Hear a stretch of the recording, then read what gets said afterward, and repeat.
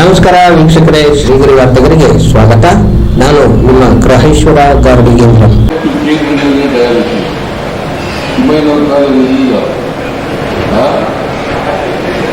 ಸರ್ಕಾರಿ ನೌಕರಿಗಳಿಲ್ಲ.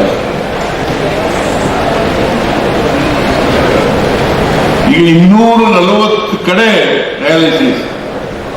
ಈಗ ಡಯಾಲಿಸಿಸ್ ಒಂದು ಸಾಮಾನ್ಯ ರೋಗ ಆಗ್ಬಿಟ್ಟಿದೆ. ಎಲ್ರಿಗೂ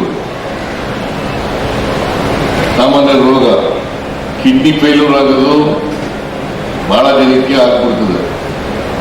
ಎಲ್ಲರೂ ಕೂಡ ಖಾಸಗಿ ಆಸ್ಪತ್ರೆಗೆ ಹೋಗಿ ಪಡ್ಕೊಳ್ಳಿಕ್ಕಾಗಲ್ಲ. ಬಿಕಾಸ್ ಈಗ ದುಬಾರಿ ಬೇರೆ ಆಗ್ಬಿಟ್ಟಿದೆ. ನಾನು ಚೀಫ್ ಮಿನಿಸ್ಟರ್ ನೋಡ್ತಾ ಇದ್ದೀನಿ, ಒಂದೊಂದು ಕಾಯಿಲೆಗೆ ಒಬ್ಬೊಬ್ಬ ಪೇಷಂಟ್ ಬರ್ತಾರೆ ಪಾಪ, 20 ಲಕ್ಷ, 30 ಲಕ್ಷ, 40 ಲಕ್ಷ, 50 ಲಕ್ಷ ಖಾಸಗಿ ಆಸ್ಪತ್ರೆಯಲ್ಲಿ ಟ್ರೀಟ್ಮೆಂಟ್ ಖರ್ಚು. ನಾವು ಹೆಚ್ಚು ಅಷ್ಟೊಂದು ಕೊಡಕ್ಕಾಗಲ್ಲ. ಮ್ಯಾಕ್ಸಿಮಮ್ 5 ಲಕ್ಷ ಕೊಡ್ತೀನಿ ನಾನು. 50 ಲಕ್ಷ ಆಗಿದ್ರು 5 ಲಕ್ಷ ಕೊಡ್ತೀನಿ, 30 ಲಕ್ಷ ಆಗಿದ್ರು 5 ಲಕ್ಷ ಕೊಡ್ತೀನಿ, 20 ಲಕ್ಷ ಆಗಿದ್ರು 5 ಲಕ್ಷ ಕೊಡ್ತೀನಿ. ಸೊ ಅದಕ್ಕಿಂತ ಕಡಿಮೆ ಇದ್ರೆ ಇನ್ನೂ ಕಡಿಮೆ ಮಾಡ್ತೀನಿ, 30% ಕೊಡ್ತೀನಿ ನಾನು. ಸೊ ಅದರಿಂದ ಎಲ್ಲರೂ ಕೂಡ ಪಡ್ಕೊಳ್ಳಿಕ್ಕೆ ಆಗೋದಿಲ್ಲ. ಬಹಳ ಜನಕ್ಕೆ ಏನಾಗಿದೆ, ಇತ್ತೀಚಿನ ಬೆಳವಣಿಗೆ ಏನಾಗಿದೆಯಪ್ಪ ಅಂತಂದ್ರೆ, ಖಾಸಗಿ ಆಸ್ಪತ್ರೆಗೆ ಹೋದ್ರೆ ನಮ್ಮ ರೋಗ ವಾಸಿ ಆಗ್ತದೆ ಅಂತಕ್ಕಂಥ ಭಾವನೆ ಇದೆ. ನೀವೆಲ್ಲ ಸರ್ಕಾರಿ ಆಸ್ಪತ್ರೆಗೆ ಕೆಲಸ ಮಾಡೋದು.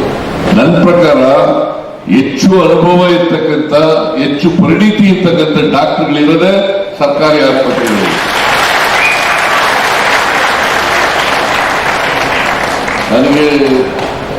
ನನಗಿನ ಜ್ಞಾನ ಪ್ರಕಾರ ಹೆಚ್ಚು ಆಸ್ಪತ್ರೆಗಳು, ಹೆಚ್ಚು ಡಾಕ್ಟರ್ಗಳು ಪರಿಣಿತಿ ಇರ್ತಕ್ಕಂಥವ್ರು, ಎಕ್ಸ್ಪರ್ಟ್ಸ್ ಇರ್ತಕ್ಕಂಥವ್ರು ನಮ್ಮ ಸರ್ಕಾರಿ ಆಸ್ಪತ್ರೆಗಳಲ್ಲೇ ಇದ್ದಾರೆ.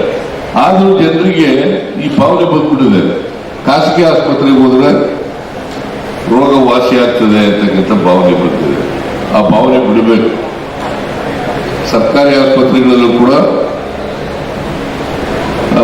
ನಾವು ಈಗ ಇದೆಯಲ್ಲ, ಜಯದೇವ ಆಸ್ಪತ್ರೆ, ಯಾವ ಖಾಸಗಿ ಆಸ್ಪತ್ರೆಗಿಂತ ಕಡಿಮೆ ಇದೆ ಅದು? ಬೆಂಗಳೂರಿನ ಜಯದೇವ ಆಸ್ಪತ್ರೆ, ಇಲ್ಲಿ ಮೈಸೂರಿನಲ್ಲಿರ್ತಕ್ಕಂಥ ಜಯದೇವ ಆಸ್ಪತ್ರೆ. ಅದಕ್ಕೆ ನಮ್ಮ ಎಲ್ಲ ಆಸ್ಪತ್ರೆಗಳಲ್ಲಿ ನಾನು ಏನು ಸೂಚನೆ ಕೊಡೋದೇನಪ್ಪ ಅಂತಂದ್ರೆ, ಎಲ್ಲ ವೈದ್ಯರುಗಳಿಗೆ ಮತ್ತೆ ಡೈರೆಕ್ಟರ್ಗಳಾಗಿರೋರಿಗೆ, ಆಸ್ಪತ್ರೆ ಜವಾಬ್ದಾರಿ ಹೊತ್ತಲ್ಲಿರ್ತಕ್ಕಂಥವರಿಗೆ ಕ್ಲೀನ್ಲಿನೆಸ್ ಅನ್ನ ಮೇಂಟೈನ್ ಮಾಡಿ. ಕ್ಲೀನ್ಲಿನೆಸ್ ಬಹಳ ಮೇಂಟೈನ್ ಮಾಡಬೇಕಾಗಿರ್ತಕ್ಕಂಥದ್ದು ಅತ್ಯಂತ ಅವಶ್ಯ.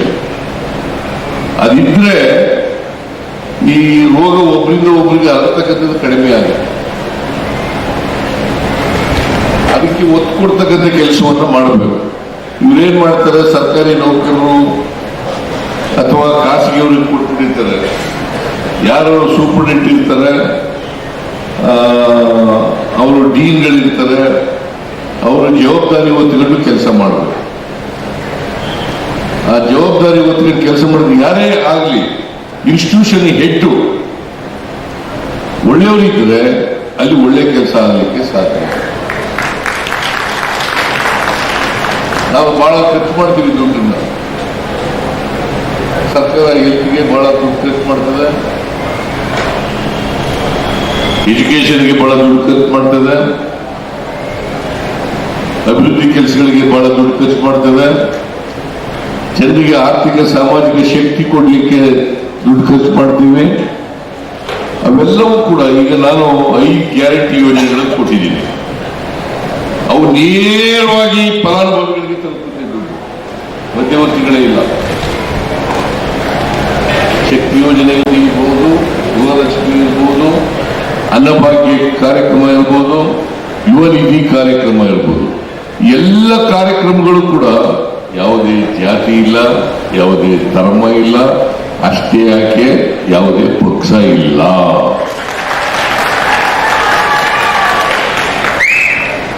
ಈಗ ಎಲ್ಲ ಮಹಿಳೆಯರು ಕೂಡ ಫ್ರೀಯಾಗಿ ಹೋಗ್ಬೋದು ಅಂತಂದ್ರೆ ಅದ್ರಲ್ಲಿ ಪಕ್ಷ ಇದೆಯಾ?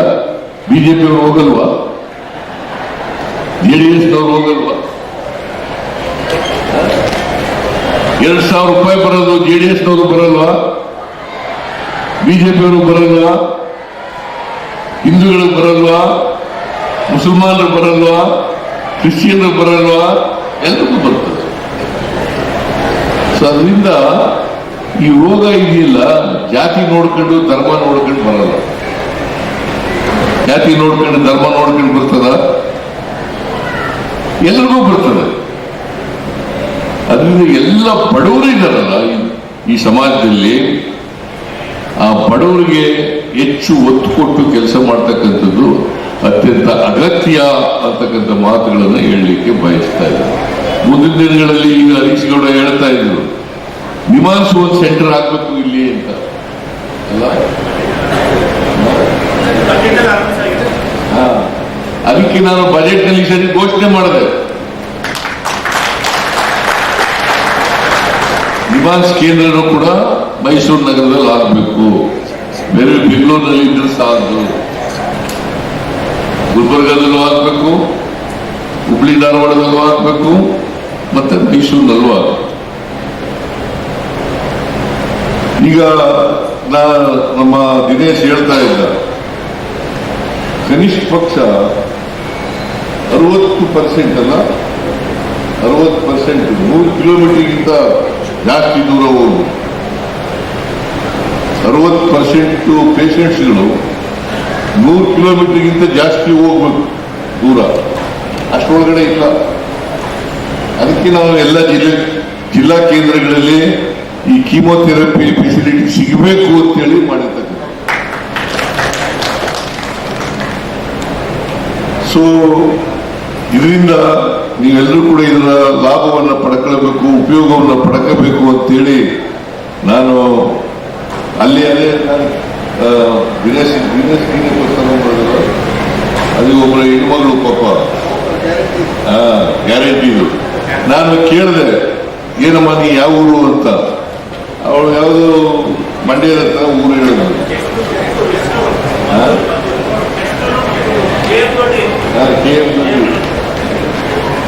ಕೆಸ್ತೂರು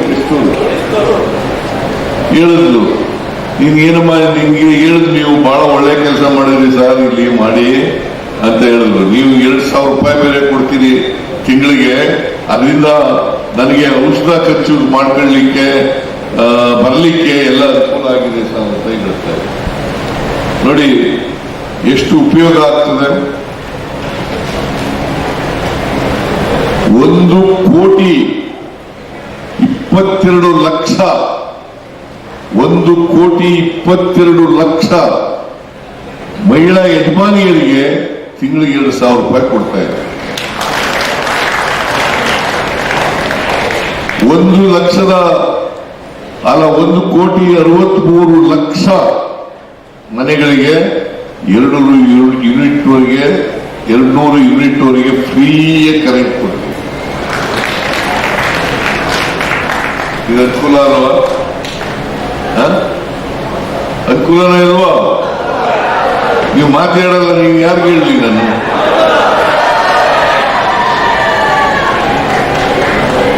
ಈ ಅನುಕೂಲ ಯಾಕೆ ಮಾಡ್ಕೊಂಡಿದ್ದೀವಿ ಅಂತಂದ್ರೆ, ಬಡವರಿಗೆ ಸ್ವಲ್ಪ ಶಕ್ತಿ ಬರಲಿ. ಬಡವರಿಗೆ ಶಕ್ತಿ ಬರದೇ ಹೋದ್ರೆ ಸಮಾನತೆಯ ಸಮಾಜ ನಿರ್ಮಾಣ ಆಗಲಿಕ್ಕೆ ಸಾಧ್ಯ. ಬಹಳ ವರ್ಷಗಳಿಂದ ಹೇಳ್ತಾ ಇದ್ದೀವಿ ನಾವು, ನಮ್ಮ ಸಂವಿಧಾನದಲ್ಲಿ ನಾವು ಬರ್ಕೊಂಡಿದ್ದೀವಿ, ಎಲ್ರಿಗೂ ಸಮಾನ ಅವಕಾಶಗಳು ಸಿಕ್ಕಬೇಕು, ಸಮಾನತೆಯ ಸಮಾಜ ನಿರ್ಮಾಣ ಆಗಬೇಕು ಅಂತ ಹೇಳ್ತೀವಿ.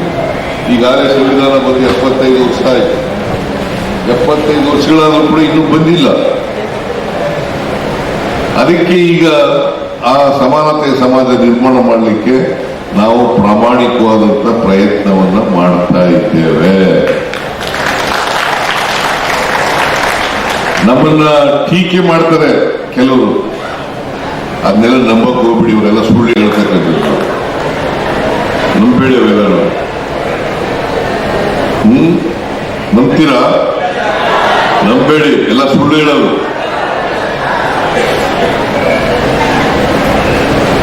ಇದರ ಉಪಯೋಗವನ್ನ, ಈ ಕೀಮೋಥೆರಪಿ ಉಪಯೋಗವನ್ನ ನಾವು ಇನ್ನು ಮುಂದಿನ ದಿನಗಳಲ್ಲಿ ನಾನು ಎಲ್ಲೆಲ್ಲಿ ಇಲ್ಲ ಆ ಜಿಲ್ಲೆಗಳಲ್ಲೆಲ್ಲ ಮಾಡ್ತೀವಿ. ಯಾವ ಜಿಲ್ಲೆಗಳಲ್ಲಿಲ್ಲ ಆ ಜಿಲ್ಲೆಗಳಲ್ಲೆಲ್ಲ ಮಾಡ್ತೀವಿ. ಸೊ ಇದು ಉಪಯೋಗ ಆಗಬೇಕು, ಜನರನ್ನ ಉಳಿಸ್ತಕ್ಕಂಥ ಕೆಲಸ ಆಗಬೇಕು. ಕೆಲವರು ಕೀಮೋಥೆರಪಿಯಿಂದ 5 ವರ್ಷ 6 ವರ್ಷ, ಯಾರೋ ಒಬ್ರು ಪೇಷಂಟ್ ಇದ್ರು, ನಾನು 5-6 ವರ್ಷದಿಂದ ತಗೋತಾ ಇದ್ದೀನಿ ಕೀಮೋಥೆರಪಿನ, ಬದುಕಿದ್ದೀನಿ ಅಂತ ಹೇಳ್ತಾ ಇದ್ದೀನಿ. ಕೀಮೋಥೆರಪಿಯಿಂದ ಅಷ್ಟು ವರ್ಷ ಬದುಕಲಿಕ್ಕೆ ಸಾಧ್ಯ ಆಗ್ತದೆ. ಕೆಲವರು 10 ವರ್ಷ ಬದುಕ್ತಾರೆ, ಕೆಲವರು 20 ವರ್ಷ ಬದುಕ್ತಾರೆ, ಕೆಲವರು 30 ವರ್ಷ ಬದುಕ್ತಾರೆ. ಈಗ ಇದು ಕ್ಯಾನ್ಸರ್ ಏನಪ್ಪ ಬಂದ್ಬಿಡ್ತು ನಮ್ಗೆ ಅಂತೇಳಿ ಯಾರು ಜೊತೆಗಿಡಬೇಕಾದಂತ ಅಗತ್ಯ ಇಲ್ಲ. ಆಗೋಯ್ತು, ನಮ್ಮ ಜೀವನ ಮುಗಿದೋಯ್ತು ಅಂತ ಅನ್ಬೇಕಾದಂತ ಅಗತ್ಯ ಇಲ್ಲ. ಕ್ಯಾನ್ಸರ್ ಬಂದ್ಬಿಟ್ಟಿದೆ ನನಗೆ, ಆಗೋಯ್ತು. ನನಗೆ ಇದು ಆಂಜಿಯೋಪ್ಲಾಸ್ಟಿ ಮಾಡಿಸ್ಕೊಂಡು 2000 ಇಸ್ವಿನಲ್ಲಿ ಮಾಡಿಸ್ಕೊಂಡು ನಾನು ಮರ್ತೇ ಬಿಟ್ಟಿದ್ದೀನಿ ಅದನ್ನ. 2000 ಇಸ್ವಿನಲ್ಲಿ ಆಂಜಿಯೋಪ್ಲಾಸ್ಟಿ ಮಾಡಿಸ್ಕೊಂಡು 25 ವರ್ಷ ಆಯ್ತು. ಇನ್ನೂ ಕನಿಷ್ಠ 25 ವರ್ಷ ಬದುಕ್ತೀನಿ ನಾನು.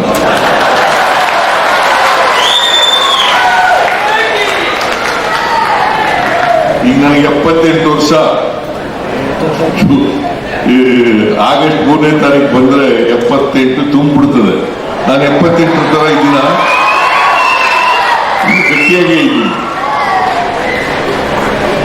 ಅಲ್ವಾ? ಸೊ ಅದರಿಂದ ನಾವು ಮಾನಸಿಕವಾಗಿ ಎಷ್ಟು ಗಟ್ಟಿಯಾಗಿರ್ತೀವಿ ಅಷ್ಟರ ಮಟ್ಟಿಗೆ ನಮ್ಮ ಆಯುಷ್ಗಳು ಇರ್ತವೆ. ನನ್ಗೆ ಮುಗಿದೋಗಿತ್ತು, ನನ್ನ ಆಯುಷ್ ಮುಗಿದೋಯ್ತು ಅಂತ ಯಾರು ಅನ್ಕೊಳಕ್ ಹೋಗ್ಬಾರ್ದು. ನನ್ನ ಆಯುಷ್ ಮುಗಿತಪ್ಪ, ನನ್ನ ಆಯುಷ್ ಮುಗಿದೋಯ್ತು ಅಂತ ಯಾರು ಅನ್ಕೊಳಕ್ ಹೋಗ್ಬಾರ್ದು. ಆಯುಷ್ ನಿಮಗೆ ಟ್ರೀಟ್ಮೆಂಟ್ ಇಲ್ಲದ್ರೆ ಆಯುಷ್ ಮುಗಿದೋಯ್ತದೆ. ಬಹಳ ಜನ ಹಿಂದೆ ಎಲ್ಲ ಈ TB ಕಾಯಿಲೆ ಬಂದ್ಬಿಡೋದು ಬಹಳ ಜನಕ್ಕೆ, ಅದಕ್ಕೆ ಟ್ರೀಟ್ಮೆಂಟ್ ತಗೋತಾಳಕ್ಕೆ ಹೋಗ್ತಿರ್ಲಿಲ್ಲ, ಹಂಗೆ ಸುತ್ತೋಗ್ಬಿಡೋದು ಪಾಪ. ಕ್ಷಯ ರೋಗಗಳು ಕೂಡ ಪತ್ತೆ ಆಗದೇನೆ ಹಾಗೇನೆ ಆಗ್ತಿತ್ತು. ಸೊ ಈಗೆಲ್ಲ ಟ್ರೀಟ್ಮೆಂಟ್ಗಳು ಬಂದಿದ್ದಾವೆ, ವಿಜ್ಞಾನ ಬಹಳ ಬೆಳವಣಿಗೆ ಆಗಿದೆ, ಇದೆಲ್ಲ ಪತ್ತೆ ಹಚ್ಚಲಿಕ್ಕೆ ಸಾಧ್ಯ ಆಗ್ತದೆ. ನಾನು ಎಲ್ಲರಿಗೂ ಹೇಳ್ತೀನಿ, ಕನಿಷ್ಠ ಪಕ್ಷ ವರ್ಷಕ್ಕೆ ಒಮ್ಮೆ ಆದರೂ ಕೂಡ ಥರೋ ಚೆಕಪ್ ಮಾಡಿಸ್ಕೋಬೇಕು, ತಪಾಸಣೆ ಮಾಡಿಸ್ಬೇಕು. ಥರೋ ಚೆಕಪ್ ಒಮ್ಮೆ ಆದರೂ ಕೂಡ, ವರ್ಷಕ್ಕೆ ಒಮ್ಮೆ ಆದರೂ ಕೂಡ ಚೆಕಪ್ ಮಾಡಿಸ್ಬೇಕು. ಆ ಚೆಕಪ್ ಮಾಡಿಸ್ಕೊಂಡ್ರೆ ನಿಮ್ಗೆ ಗೊತ್ತಾಗ್ತದೆ. ನಾನು ಹುಡುಗನಾಗಿದ್ದಾಗ ನೋಡ್ತಾ ಇದ್ದೆ, ಹಂಗೆ ರೋಗ ಬಂದ್ರೆ ಆಸ್ಪತ್ರೆಗೆ ಹೋಯ್ತಿರ್ಲಿಲ್ಲ. ಬಂದಿದ್ಯಪ್ಪ, ನಾವ್ ಏನ್ ಮಾಡಕ್ಕಾಗತ್ತೆ, ಕಷ್ಟ, ನಾವು ಆಸ್ಪತ್ರೆಗೆಲ್ಲ ಕ್ಯಾರ್ ಹಾಸ್ಪಿಟಲ್ಗೆ ಹೋಗ್ತಿರ್ಲಿಲ್ಲ.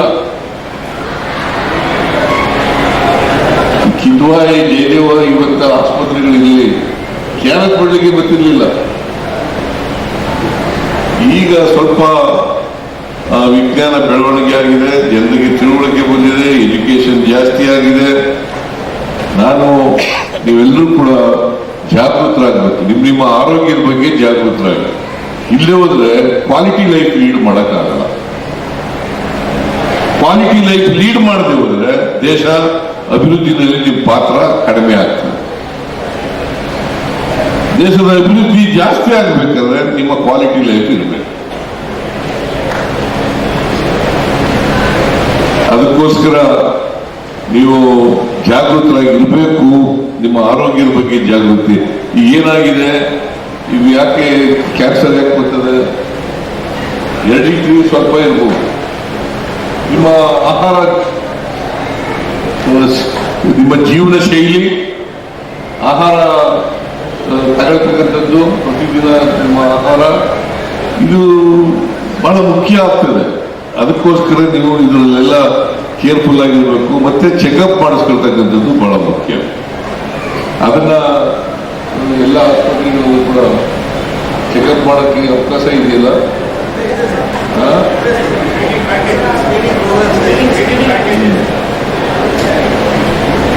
ಅದನ್ನ ತಪ್ಪದೆ ಮಾಡಿಸ್ಕೊಳ್ತಕ್ಕಂಥ ಕೆಲಸ ಮಾಡಿದ್ರೆ ಬಹಳಷ್ಟು ಅನುಕೂಲ ಆಗ್ತದೆ ಅಂತಕ್ಕಂಥ ಮಾತುಗಳನ್ನ ಹೇಳಿ ಈ ಕೀಮೋಥೆರಪಿ ಕೇಂದ್ರವನ್ನ ಅತ್ಯಂತ ಸಂತೋಷದಿಂದ ಉದ್ಘಾಟನೆ ಮಾಡಿ ಇದರ ಉಪಯೋಗ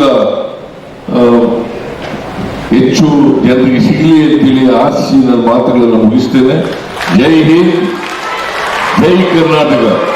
ಮತ್ತೆ ಮುಂದಿನ ವಾರ್ತೆಗರಿಯಲ್ಲಿ ಭೇಟಿಯಾಗೋಣ. ಶ್ರೀಗರಿ, ನಿಮ್ಮ ಮನದಾಳದ ಗರಿ. ನಮಸ್ಕಾರ. ಶ್ರೀಗರಿ, ನಿಮ್ಮ ಮನದಾಳದ ಗರಿ. ಶ್ರೀಗರಿ, ನಿಮ್ಮ ಭಾವನೆಗಳ ಗರಿ. ಶ್ರೀಗರಿ, ನಾಡಿನ ಹೆಮ್ಮೆಯ ಗರಿ. ಮನೆ ಮನಗಳ ಗರಿದು ಶ್ರೀಗರಿ, ತನು ಮನ ಧನಗಳ ಗರಿದು ಶ್ರೀಗರಿ, ವಿಶ್ವದ ದೇಶದ ನಾಡಿನ ಗರಿದು ಶ್ರೀಗರಿ. ಶ್ರೀಗರಿ ಶ್ರೀಗರಿ ಶ್ರೀಗರಿ ಶ್ರೀಗರಿ ಶ್ರೀಗರಿ, ನಿಮ್ಮ ಮನದಾಳದ ಗರಿ.